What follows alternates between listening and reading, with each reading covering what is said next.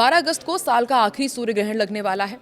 इसकी शुरुआत भारतीय समय के अनुसार रात 9:04 के आसपास होगी और इस सूर्य ग्रहण का मध्य समय यानी कि पीक टाइम रात 11:16 पर होगा। ग्रहण का समापन 13 अगस्त को देर रात 1:27 पर होगा और ये सूर्य ग्रहण कर्क राशि में अश्लेषा नक्षत्र में लगेगा और हिंदू पंचांग के अनुसार सूर्य ग्रहण हरियाली अमावस्या के संयोग में पड़ रहा है।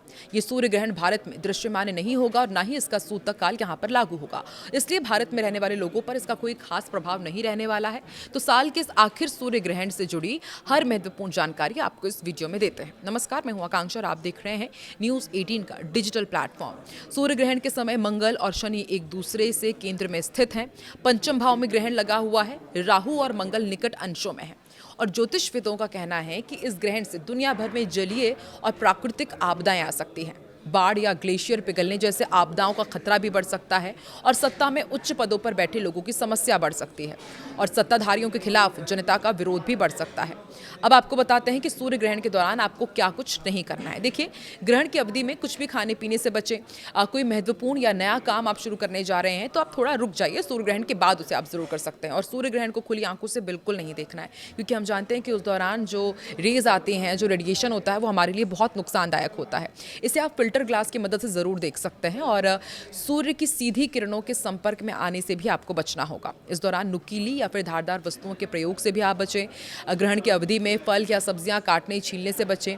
छोंक, तड़का या फिर खाना बनाने से भी आप बचें। सूर्य ग्रहण के दौरान आपको क्या करना चाहिए वो भी आपको बता दें। देखिए, भगवान की आराधना कीजिए, मंत्र जाप कीजिए और शांत मन से पूजा पाठ कीजिए। और गर्भवती महिलाओं के लिए भी कहा जाता है कि इस दौरान आप घर के अंदर रहें, बाहर ना निकलें, क्योंकि इसकी जो यूवी रेज होती हैं वो जो गर्भ में पल रहे बच्चे हैं उसके लिए नुकसानदायक हो सकती है। ग्रहण समापन के बाद स्नान करें। ग्रहण के अगले दिन सुबह सूर्य से जुड़ी चीज़ों का दान करें। सनातन धर्म की मान्यताओं के अनुसार सूर्य ग्रहण हमेशा अमावस्या तिथि पर ही लगता है। मान्यता है कि स्वर भानु नामक राक्षस, जिसका सिर धड़ से अलग होने के बाद वो राहु कहलाया था, अमावस्या के दिन सूर्यदेव को ग्रस लेता है। कब सूर्य ग्रहण लगता है ये भी आपको बताते हैं। देखिए, खगोल विदों के अनुसार आपने बचपन में भी इसे सुना होगा कि जब सूर्य और पृथ्वी के बीच चंद्रमा आ जाता है तो चंद्रमा की छाया पृथ्वी पर पड़ती है। जहाँ ये छाया पड़ती है वहाँ या तो सूर्य दिखाई नहीं देता है या फिर सूर्य का बड़ा हिस्सा काला दिखाई देने लगता है। इसी खगोलीय घटना को सूर्य ग्रहण कहते हैं। अब सूर्य ग्रहण कहाँ कहाँ दिखेगा ये भी आपको बता देते हैं। सूर्य ग्रहण भारत में नहीं दिख रहा है और ना ही इसका सूतक काल यहाँ पर असरदार रहेगा। सूर्य ग्रहण उत्तरी प्रशांत महासागर, पश्चिमी यूरोप, पश्चिमी अफ्रीका, उत्तरी अमेरिका में दिखेगा। ग्रहण का जो मुख्य मार्ग है वो ग्रीनलैंड, आइसलैंड और उत्तरी रूस से होकर गुजरेगा। ऐसे में स्पेन और पुर्तगाल के कुछ हिस्सों में पूर्ण ग्रहण देखा जा सकेगा। दुनिया के कुछ अन्य क्षेत्रों में ग्रहण आंशिक रूप से भी दिखाई देने वाला है। वायुमंडल के अणुओं में होने वाले बदलावों को देखते हुए सूर्य ग्रहण के दौरान मंत्रों का जाप, ध्यान और पूजा अर्चना का विशेष महत्व है। माना जाता है कि इस समय ईश्वर का स्मरण करने और मंत्रों का जाप करने से मन को एकाग्र करने में मदद मिलती है।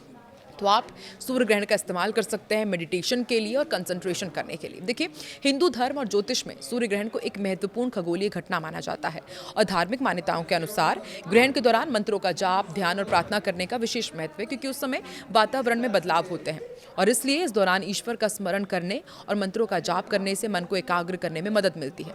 मंत्रों के असर के बारे में कोई वैज्ञानिक प्रमाण तो नहीं है, इसलिए इन्हें धार्मिक आस्था और परंपरा के संदर्भ में ही समझना चाहिए। तो कौन कौन से मंत्रों का आप जाप कर सकते हैं वो भी हम आपको फटाफट बताते हैं। महामृत्युंजय जाप।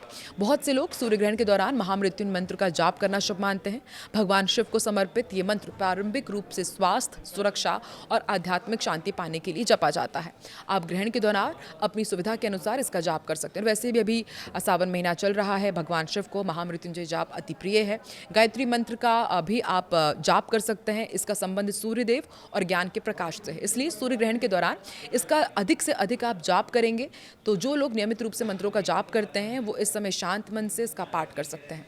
सूर्य मंत्र भी आप कर सकते हैं, ओम सूर्याय नमः। इस मंत्र का आपको जाप करना है और धार्मिक मान्यताओं के अनुसार सूर्य ग्रहण के दौरान सूर्यदेव का स्मरण करना विशेष महत्व रखता है।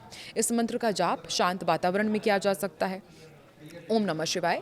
इसका भी आप जाप कर सकते हैं। भगवान शिव का ये प्रमुख मंत्र है। कई धार्मिक परिवारों में ग्रहण के दौरान शिव मंत्रों के जाप की परंपरा है। मन को शांत करने और एकाग्रता बढ़ाने के लिए इसका जाप किया जाएगा। महामंत्र। कई भक्त हरे राम, राम राम हरे हरे, हरे कृष्ण कृष्ण कृष्ण हरे हरे, इसका भी जाप करते हैं। ये महामंत्र कहलाता है और वैष्णव परंपरा में इसे एक महत्वपूर्ण महामंत्र माना जाता है और ईश्वर के स्मरण के लिए इसका जाप किया जाता है। मंत्र जाप का सही तरीका क्या है, ये भी आपको बताते हैं। सबसे पहले एक शांत और स्वच्छ स्थान आपको चुनना है। आराम से बैठ जाइए, मन को शांत कीजिए और पूरी श्रद्धा के साथ चुने हुए मंत्र का जाप करें। उच्चारण पर ध्यान दीजिएगा और जाप करते समय मन को भटकने से रोकना महत्वपूर्ण है।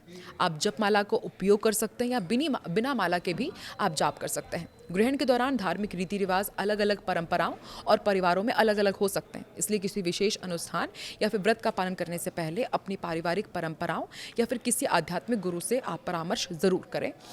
इसके अलावा नंगी आंखों से सूर्य ग्रहण को सीधे ना देखें।